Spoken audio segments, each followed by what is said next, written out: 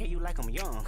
You better not ever go to cell block 1. Certified lover boy, certified pedophiles. And we all just acknowledge how absolutely funny it is, how hilarious it is that the king of demons himself, Muzan Kibutsuji, is beefing with a 13-year-old boy.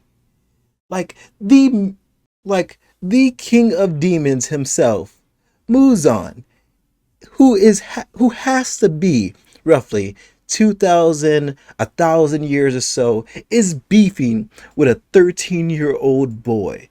I mean, after this explosion happened, it was absolutely funny how Muzan went all through all of these trials and tribulations just to beef with a 13-year-old kid. I remember watching this exact episode and like, man, this episode is amazing. Look at the fighting. Look at the animation. Look at the colors. And I realized as soon as Tanjiro came directly over, he needed no introduction like everybody else. The Stone Hashira sat there and said, "Everyone, it's Muzan." And as soon as Tanjiro saw Muzan and he locked eyes with him, they both looked at each other and said, "Bet, it's on sight, little nigga." Like, as soon as he locked eyes with Muzan, look at Tanjiro. He's literally the first person out there. He needed no introduction for this man. He said, "Muzan," and everybody started moving. That was all the confirmation that they needed when it came down to this episode. And it's crazy because when they first introduced Muzan back in season 1, episode 7, I was completely underneath the impression that we were getting a different type of character here. Tanjiro was just sitting there enjoying a nice, great meal, and all of a sudden he catches a whiff of something. The smell. The smelly smell.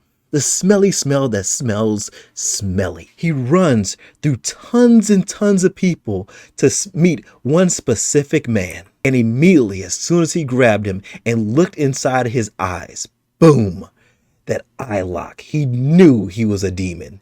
Just looking, this is the exact same look from episode 7 that we got in season 4, episode 8.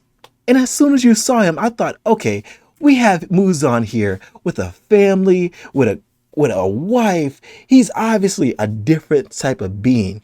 Maybe Muzan didn't actually kill Tanjiro's family. Does Tanjiro actually have this entire situation completely wrong? Is he wrong about the main antagonist? Because he talks to him so sweet, so kind, and he sits there with his wife and his daughter, and I'm like, okay, maybe Tanjiro actually does have this entire thing wrong, and we don't know exactly what it is. But Tanjiro himself knew exactly what was going on.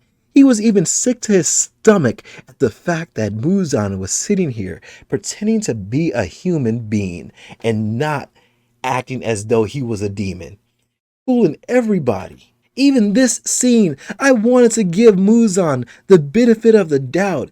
He sat there, sliced a man's neck, and I'm like, okay, maybe he's obviously just doing this as a distraction to get Tanjiro out of his face. He doesn't want to let his wife and his kid know that Muzan is actually a demon. He's holding down a secret and pretending to be human, and he doesn't want people to judge him or hate him because he's a specific type of human being, or someone has somewhat type of humanity still somewhere inside of him. But Tanjiro knew he was pure and utter evil, that he had to be pure evil.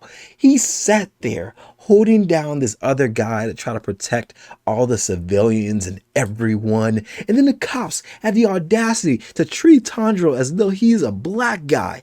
Tanjiro screaming to the top of his lungs that he can't escape, that he's gonna hunt him down, that he's gonna one day take revenge on him for doing exactly what he did, killing Tanjiro's family, and Muzan just walking casually. And in my mind at this point in time, I thought, man, Tanjiro has this guy completely messed up. He thinks he's the purest of evil, but no, it was secretly another demon that killed Tanjiro's family, and Tanjiro's only smelling Muzan because all the demons come from Muzan. I mean, look at the cops. Look at them. They're attacking Tanjiro as though he's like a black kid with Skittles or something like that. And then we get this scene with Muzan and his family, quote unquote. I don't know if these are his hostages, if they're his family members, if he's just acting like this. Did he brainwash them? Is he acting as though he's secretly their father? Did he devour their father and then take his place?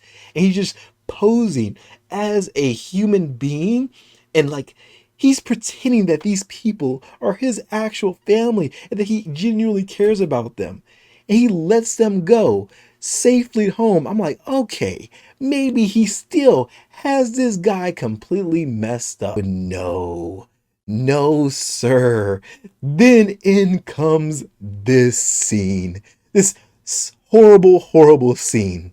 Guy just randomly bumps into Muzan. Muzan doesn't care. He walks away. He's still trying to leave, even regardless of the guy grabbing him on his shoulder and trying to hold him back. I'm still in my mind, all right, this kid, Tanjiro, actually has Muzan completely wrong.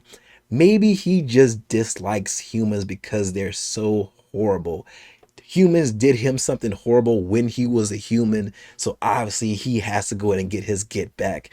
And the series set Muzan up for this type of character. I have no idea where it went from here on out or how it changed to what it is now, but yes, this was the type of character I'm expecting Muzan to continue to be, because it's not until Muzan gets absolutely irritated that he just takes it upon himself and says, you know what, back this. He bitch slapped this guy into the wall and broke his skull open. And I'm like, okay, that was justifiable. The guy's being a prick. He was just trying to move on, mosey on with his day. And then he's got irritated, and humans are so horrible, and humans are humaning and being a nuisance and like a fly coming into his face, and he's been just done dirty so many times, and he wants to live the life of a normal human being. But no, it continues till he knocks this other guy into the air with no hesitation whatsoever, and then proceeds to put, I don't even like the way I'm about to say this, but put his finger inside this chick's skull and makes her turn into this absolute horrible mush. Because look at what he's saying. Look at what he's saying. Is my face pale? Do you find me sickly? Do you secretly hate me?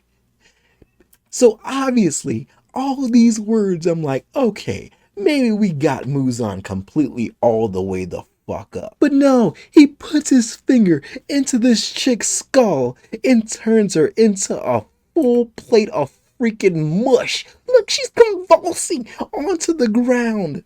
Her eyes are about to pop out of her head, and her entire body starts to melt from the blood. And then in comes the scene. Muzan is absolutely 100% an asshole.